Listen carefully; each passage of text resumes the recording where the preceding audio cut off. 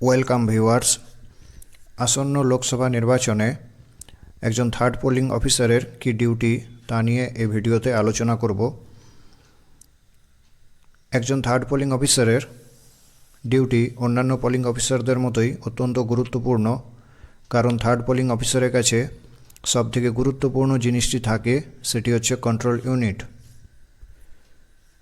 এছাড়াও third polling অফিসারকে লক্ষ্য রাখতে হবে যে ভোটার তার ভোট দিয়েছে কিনা, কারণ কোনো ভোটার ব্যালট ইস্যু হওয়ার পরে যদি ভোট না দিয়ে চলে যায়, সেক্ষেত্রে সেই ভোটের হিসাব মেলানো অত্যন্ত যন্ত্রণাদায়ক হয়ে যাবে। তাই থার্ড পোলিং অফিসারকে অত্যন্ত সতর্কভাবে লক্ষ্য রাখতে হবে যে ভোটার ভোট কক্ষে গিয়ে নিজের ভোট দিয়েছে কিনা।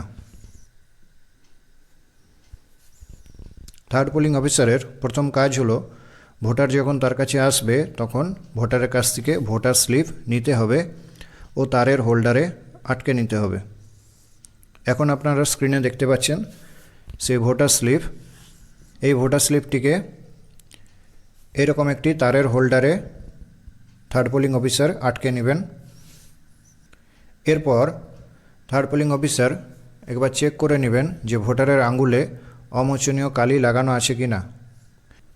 যদি কোনো কারণবশত ভোটারের আঙুলে অমোচনীয় কালি অস্পষ্ট হয়ে যায়, তাহলে পুনরায় পাশে বসা সেকেন্ড পোলিং অফিসারকে বলবেন যাতে ওই ভোটারের আঙুলে পুনরায় অমোচনীয় কালি লাগিয়ে দেন।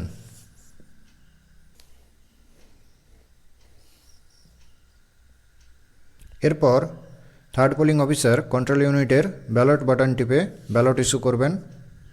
আপনারা স্ক্রিনে দেখতে পাচ্ছেন যে ব্যালট বাটনটি টিপে ব্যালট ইস্যু করতে হবে।